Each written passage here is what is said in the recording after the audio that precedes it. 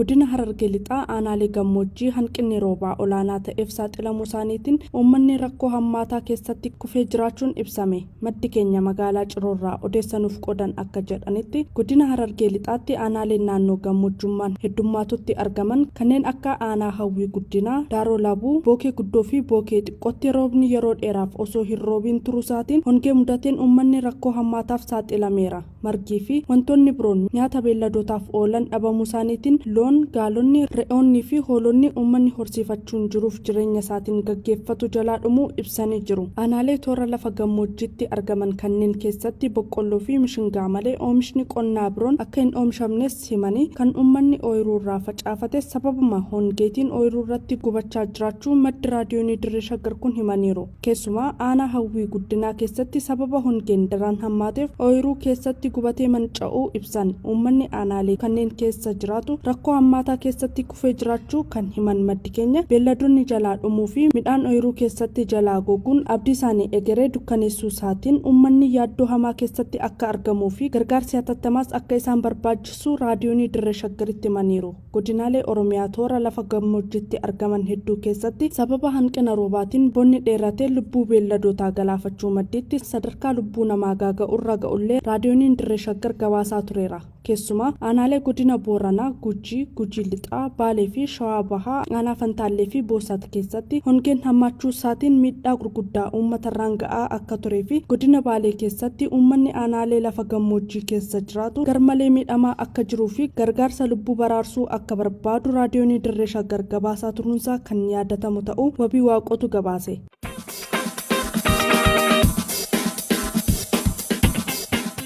Haaluma walqabateen gabaasa Liiban Jaarsoon qindeesseen godina Baalee aanaa Gurraa Dhaamoleetti namoonni 20 ol beelaan du'uun dhaga'ameera. Hidhattoonni naannoo Sumaalee daangaa Oromiyaa cabsuun haleellaa dhiyeenya kana raawwataniin godina Baalee aanaa Gurraa Dhaamolee gandoota daangaa naannoo Sumaalee irratti argaman kanneen akka Okkoltuu, Qootuu, Barkallee fi kanneen biroo keessaa namoonni 10,000 lakkaa'aman kan buqqa'an yommuu ta'u, hidhattoonni kunneen karaa deeggarsi namoomaa irraa argamuu fi daandii gabaa cufuu isaaniitiin buqqaatonni gargaarsa namoomaa dhabanii kanneen 20 ol ta'an beelaan du'uu jiraattota aanichaa waabii kan taasifate Addis Istaandaard gabaaseera. Haleellaa hidhattoonni Sumaalee raawwatan kanaanis jiraattonni aanaa Gurraa Dhaamolee ganda Okkoltuu, Qootuu fi Barkallee dabalatee gandoota keessaa guutummaatti buqqa'uun aanaalee dhiyootti argaman kanneen akka Daalloo Mannaa, Daawwee Qaachanii fi Barbaree qubataniiru. Hidhattoonni naannoo Sumaalee meeshaalee waraanaa jajjaboon deeggaramuun dhukaasa bananiin saamichaa fi ajjechaa uummata irratti raawwachaa jiraachuun himameera. Jiraattonni aanaa Gurraa Dhaamolee walitti bu'iinsa daangaa fi hongee yeroo dheeraaf mudateen namoota dabalatee beelladoonni illee dhabiinsa nyaataa fi bishaan dhugaatiitiin rakkachaa akka jiran gabaafameera. Gandi Okkoltuu naannoo Sumaaleen marfamtee waan jirtuuf daandiiwwan gara sana geessan hidhattoota naannoo Sumaaleetiin cufamuu isaaniitiin eebila bara 2022 irraa eegalee deeggarsi namoomaa hawaasa hongeen miidhamee gahaa akka hin turre kan himan jiraataan gandichaa sababa walitti bu'iinsaatiin namoonni 10,000tti siqan daangaa irraa buqqa'aniin aanaa Daalloo Mannaa iddoo burqaa jedhamu qubsiifamuullee eeraniiru. Hooggansa pirezidaantii naannichaa duraanii Abdii Illee jalatti haleellaa cimaa poolisiin humna addaa naannoo Sumaalee bara 2017 hanga bara 2018 raawwateen namoota 734 akka ajjeesee fi namoonni miliyoona 1 ol ta'an immoo qe'ee isaaniirraa buqqa'uu dhaabbata mootummoota gamtoomanitti waajjirri qindeessaa dhimmoota namoomaa fi koominikeeshinii hooggansa sodaa balaa biyyaalessaa beeksisaa turaniiru. Walitti bu'iinsa daangaa Oromiyaa fi naannoo Sumaalee gidduutti bara 2021 godina Harargee Bahaa aanaa Cinaaksanitti raawwatameenis lubbuun namoota 10 ol ta'e darbuu raadiyoonii Dirree Shaggar maddeen waabeeffachuun gabaasaa tureera.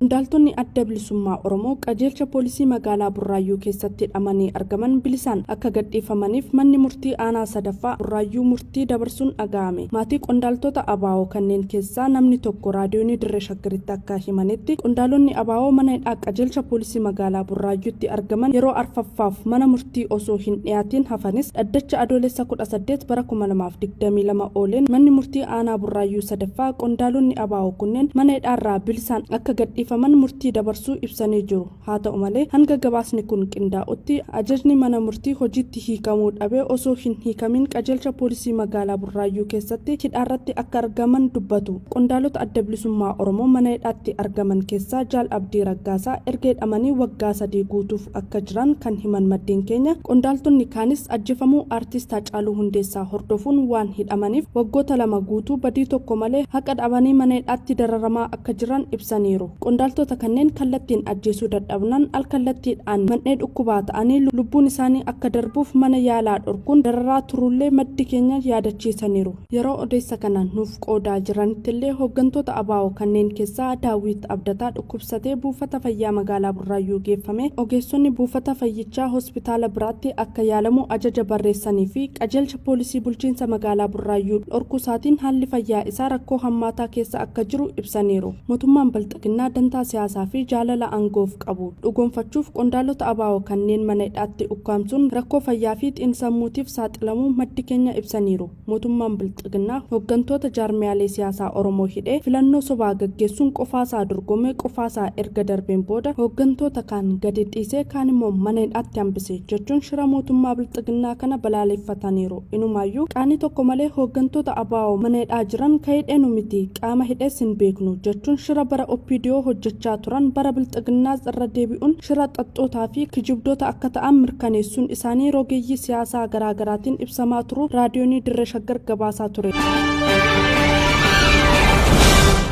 marii wayyaanee fi Bilxiginnaa gidduutti taasifamu irratti Keeniyaan hirmaachuu akka qabdu akeekame. Miseensa koree marii biyyaalessaa mootummaa federaalaa Itoophiyaa hundeesse keessaa tokko kan ta'e Ambaasaadder Reedwaan Huseen marii korichi adoolessa 12 darbee gaggeesse irratti marii mootummaa naannoo Tigraay waliin taasifamu hooggansa gamtaa Afrikaa jalatti akka ta'e beeksisullee dubbii himaan adda bilisummaa uummata Tigraay Geetaachoo Raddaa garuu marii gaggeeffamu hunda guutummaatti gamtaa Afrikaatti dhiisuun itti gaafatamummaa dhabuu akka ta'e himuun nageenya buusuu keessatti dhiibbaa guddaa taasisaa waan tureef pireezidaantii Keeniyaa Uhuruu Keeniyaataa marii kamiyyuu keessatti hirmaachuu akka qabu ibseera. Mootummaan Bilxiginnaa dhiibbaa diinagdee fi dippiloomaasii hawaasa idil addunyaa jalaa bahuuf qofa marii biyyaalessaa qondaaltota siyaasaa biyyattii hunda hin hirmaachifne adda bilisummaa uummata Tigraay waliin gaggeessuuf koree marii hundeessullee lola haaraa Oromiyaa irratti labsee lammiileen nagaa hedduu ajjeesaa fi qeerraa buqqisuu irratti argama. Mootummaan federaalaa wal dhibdee adda bilisummaa uummata Tigraay waliin qabu qofa mariidhaan fure lola Oromiyaa keessatti waraana bilisummaa Oromoo waliin taasisu ammoo qawweedhaan furuuf yaalaa kan jiru yoo ta'u abbaan gadaa Tuulamaa Goobana Hoolaa rakkoon nageenyaa Oromiyaa keessa jiru yoo hin furamne Itoophiyaan garmalee gaaga'amuu akka dandeessu dubbachuun isaanii ni yaadatama. Lola qindaa'aa Oromiyaa irratti labsuun lammiilee nagaa ajjeesuu fi qe'ee isaanii irraa buqqisaa kan jiru paartii biyya bulchaa jiru Bilxiginnaan waraana kaaba Itoophiyaatti baatiiwwan 18 oliif gaggeeffamaa ture furuuf koree marii adda bilisummaa uummata Tigraay waliin mari'atu hundeessuu hordofee mootummaan naannoo Tigraayis koree marii dhaaba isaanii bakka bu'ee mootummaa federaalaa waliin mari'atu hundeessuu dubbii himaan adda bilisummaa uummata Tigraay Geetaachoo Raddaa Ajaans Firaans Presitti himeera.